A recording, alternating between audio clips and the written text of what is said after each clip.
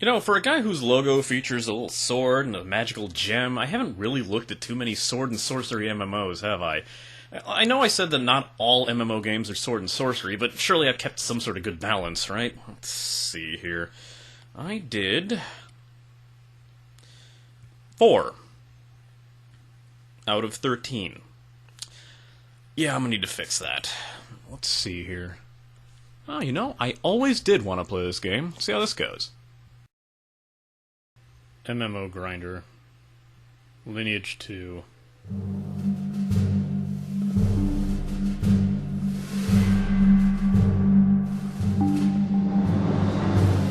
Published and developed by NCSoft back in 2003 before making its way over here as a subscription game in 2004, Lineage 2 is one of the more basic sword and sorcery fantasy MMO games out there. With a recent expansion, the game adopted a model they refer to as truly free-to-play, claiming no restrictions on gameplay if you don't pay for it, unlike another NCSoft game I could mention. The expansion brought a new chapter to the game's long, ongoing story as well, in which a goddess is looking to destroy the world. It's pretty well carried out within the game as well in cutscenes as well as the graphics and settings. Well, I suppose you can see for yourself.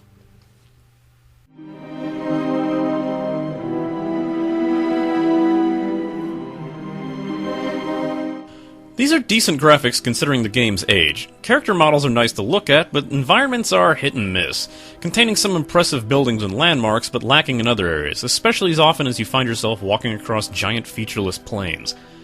This game does come across as vast and immersive, especially once you reach the main continent. The day and night transition is pretty slow as well, and you'll occasionally run across pretty shocking earthquakes, coupled with red skies and the runic mark burnt onto the moon, to show you things are not going so well.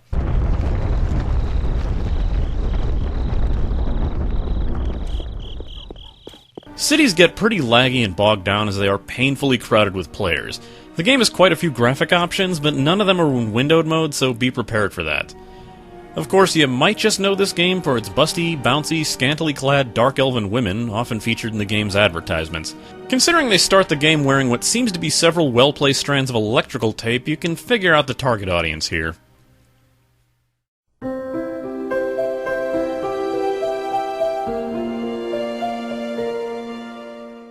This is an odd toss-up. I think this is one of those cases where the music works best when not in the game, if that makes any sense.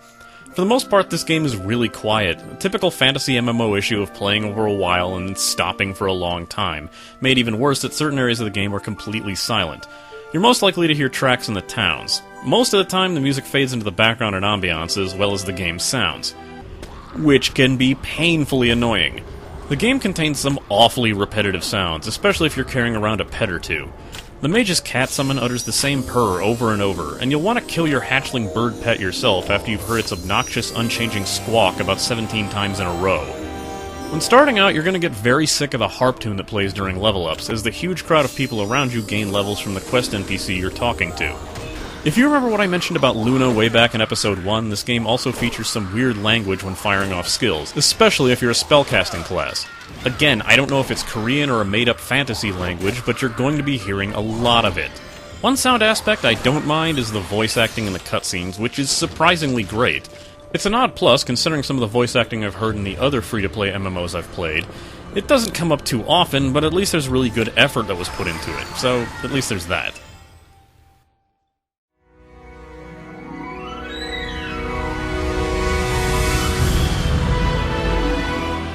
Okay, if you remember what I said about the City of Heroes installation process, the same applies here, since this game also launches and installs from the NCSoft launcher. Once you're set, log into the game and you're taken to the server list. While I can't speak for the future, as long as you're within a month or two from the date listed in the credits, imagine this is true. Every server is overcrowded. It really doesn't matter which one you pick, besides the weird time zone thing only marked for 2 of them, they're all exactly the same. If it's worth anything, Magmeld and Bartz apparently have the lowest population, lowest being a relative term. As the voiceover at the start will instruct you, click on Create to make a character. The first thing you're going to notice is how limited this creator is. We're talking 4 to 5 face choices, less hair color options, and a few hairstyles. That's it. This is probably one of the most limited character creators I've come across for an MMO of this type. I'm reminded of one game that had a very limited character creator too. I'm sure I'll get to it eventually. One thing you'll notice is you have a good amount of races. All races technically work together, so the races aren't split by factions as per the norm in some fantasy MMO games. Each race also has a multiple class path that changes depending on the race you play as. While the basic selection is split between Fighter and Mystic, it really should read Physical and Magic, as Fighter classes can be anything from Defenders or Attackers to Rogues and Archers. Mystics can branch into Spellcasters, Healers, or Summoners. The races are as follows. Humans, your basic jack-of-all-trades race. Elves, who look feminine regardless if you choose male or female, with a major focus on nature and elemental powers. Dark Elves, which are just like regular elves except they're dark and they dress like strippers. Orcs, which are a bruiser race attuned to fire. Dwarves, a race where the male and female versions look nothing alike and who are attuned to earth magic, only playable as melee classes.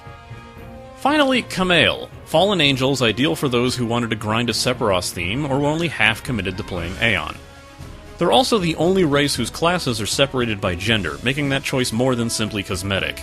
Once you've finally got that choice sorted out, you can click on them from the login screen to start the game.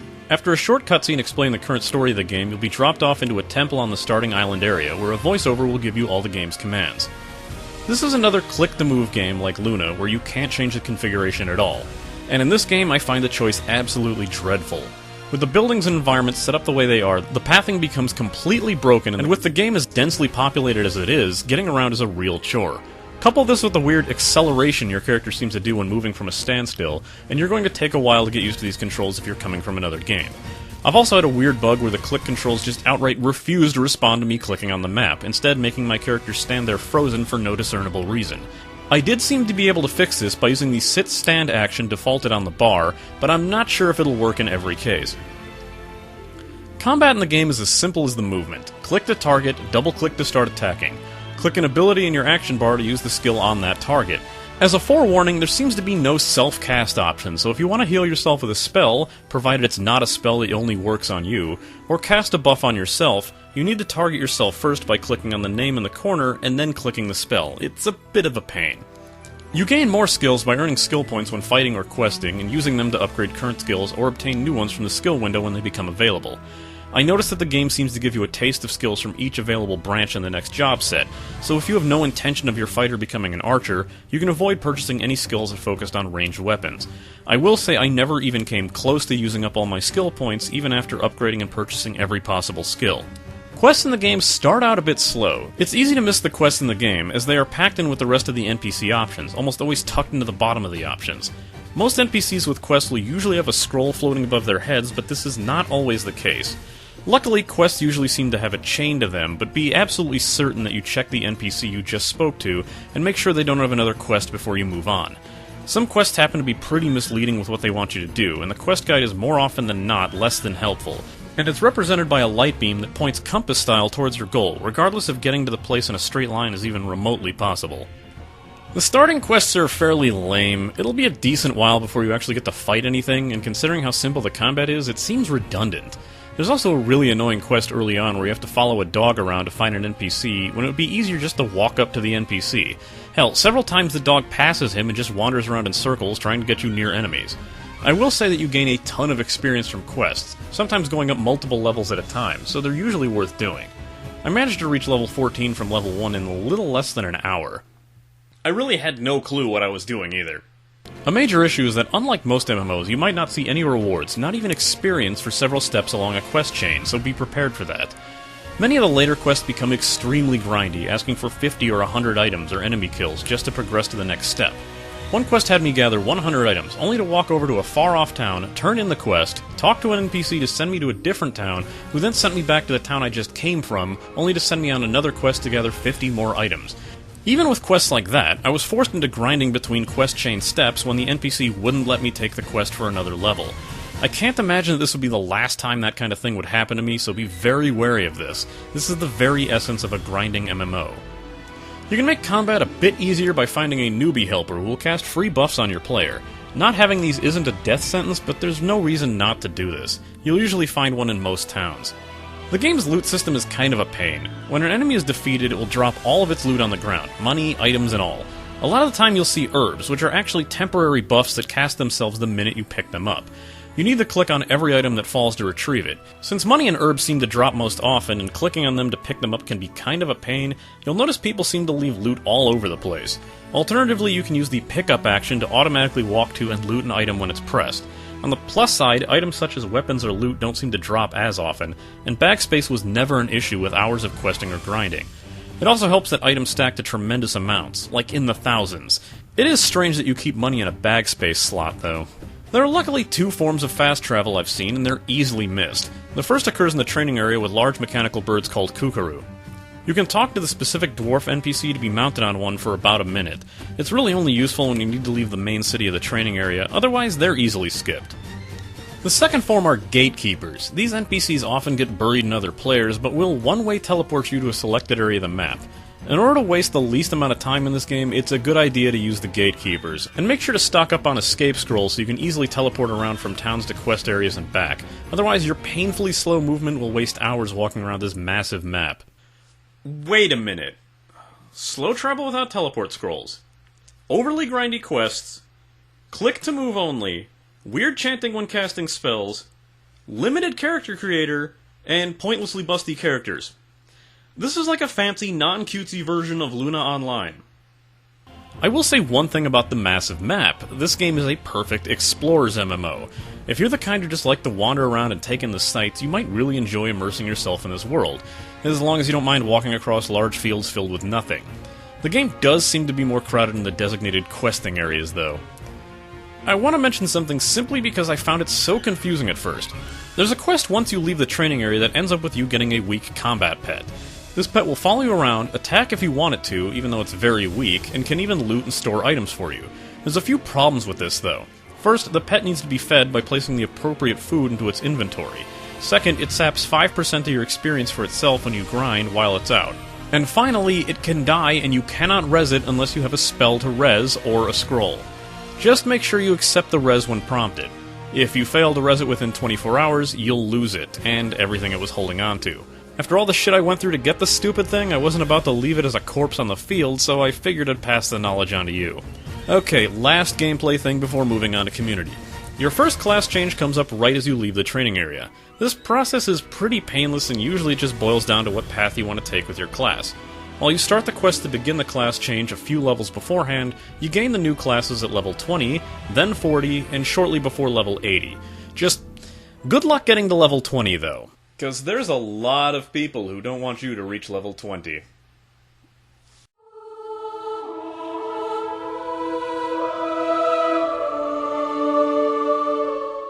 Okay, a quick thing to note here. I never really felt the need to group up with people in this game. There are instances within the game, but I never got to experience one.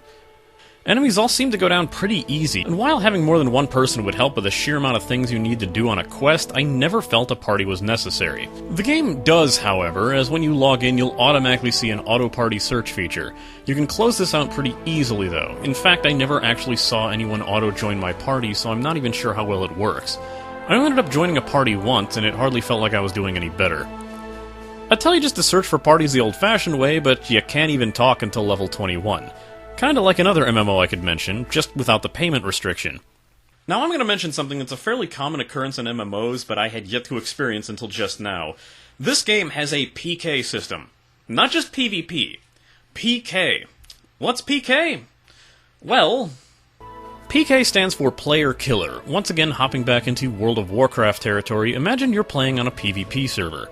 You're an alliance player out questing, minding your own business, when suddenly you're one-shot killed by a high-level horde rogue. Now you're forced back to run to your corpse, effectively wasting time because someone of the opposing faction got bored. Now take this one step further. You're out questing and suddenly you're killed by a high-level alliance rogue you were formerly questing alongside. In strictly WoW terms, playing this game is like playing the entirety of WoW in Gurubashi Arena. PK is sometimes known as PvA, or Player vs. All, where anyone can kill you at nearly any time. You are never safe from anyone, and in this game it happens, and painfully enough, most often in the newbie area. Oh, by the way, you lose XP when you die, and you have to start back at the nearest village.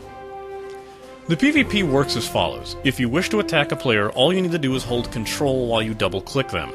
Doing this will automatically flag you for PvP, turning your character name purple.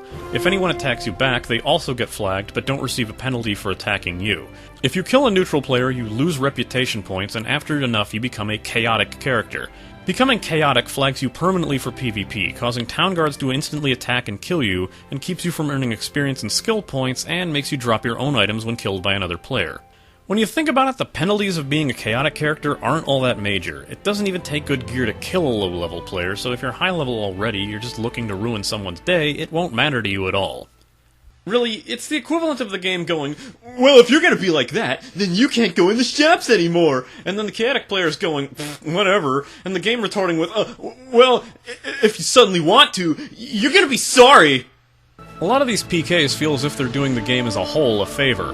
While I did see chaotics running around the main continent, I wasn't ever PK'd there, and the few times I was PK'd, it was on the newbie training island. The PKers feel the game is overcrowded, and there are a lot of bots that manage to sneak out of the main training island to spam the main game. So the PKs feel it's their duty to kill off these bots, and any players they happen to come across. I guess they're not too discerning, and with the chat restriction, it's not like a newbie character can say, hey, I'm not a bot, I'm just trying to play the game. Quit being a dick! Well, I can hear some of you right now, oh, if you can't take the PvP, then you shouldn't be playing the game, and well, yes, that's entirely my intention, but I do have to tell you something. You do know that being a PK does not turn you into some sort of awesome badass tough guy in real life, right? You're still playing an MMO. You can avoid some of this ass-hattery by obtaining the easily missed buff called Blessing of Protection, which you can obtain from a newbie helper buff giver until level 39. In order to get this buff, you will have to talk to the NPC and specifically ask for it. The buff lasts an hour and will render you invincible against chaotic players who are 10 levels above you. But you'll lose it if you attack another player, and it has no effect if you partake in scripted PvP events such as castle sieges. There are polar opposites to chaotic PKs called lawful players. A lawful player is someone with a high PvP count that only hunts players that attack others or partakes in the appropriate PvP rather than outright PK. You might consider them PKKers or player killer killers, but that doesn't mean they're your heroes in this game. I ran across one who was more than able to damage and kill other players without suffering any consequences. The people in this game will stop at nothing to make your life hell. How'd they do it? By exploiting an old MMO trick called training. That's train as in freight train, not train as in practice. In order to train enemies, you need to go around doing low, inconsequential damage to them, forcing them to chase you. If you're a high-level player, these enemies will never do enough damage to kill you and just chase you around endlessly.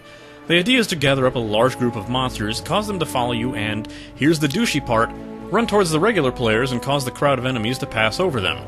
Be it a game bug or just the way this game is programmed, this usually causes several of the monsters from the group to shift focus to the other player, effectively overwhelming and killing them. It's the epitome of ass-hattery, and I'm not sure if it's against the terms of service, as when I tried reporting this player here, I just got a message that reporting service was down. So much for that. Keep an eye out for these kind of players, and whatever you do, don't help them by attacking an enemy chasing them, as it'll only end up badly for you. Just do your best to avoid them and... oh, no you don't! God damn it, you fuck! As you can see, this game is practically designed to let people troll you, and you'll really have to be hardcore to want to stick this out. Nearly every forum thread on this game I found devolved into petty arguments, and I even had a guy in-game get pissy and take a few swipes at me because I didn't immediately answer his broken text-speak English. It's sad I've run into this many jerks in such a short period of time, and if it's any indication from all the messages I got once I revealed what MMO I was working on, I was hardly alone in this experience. Fans of the grinding MMO or not, this community will make or break you. Probably break.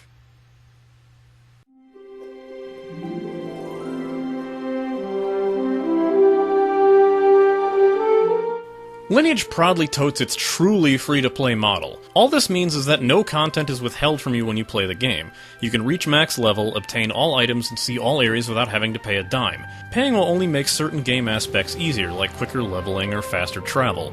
You know, like every other Korean MMO out there. This is not exactly a new concept. Really, all they're saying is that it's not a free-to-play subscription hybrid like some other NCSoft game I could mention. So besides the standard stat and experience boosters, this is another browse-at-your-leisure kind of shop. I will make mention that I find it odd the cosmetic tab contains not very cosmetic items. Mounts are a form of travel, and pets have a combat use, and despite there being very few weird hats to be had, even they have some sort of bonus involved. To me, a cosmetic item is something that merely overwrites the appearance of an armor piece, or at least gives you the option to create a character with more than 2 face options and 4 color choices. Then again, Lineage is touting this as a truly free-to-play game, so I guess having nothing of immediate value goes well with that philosophy.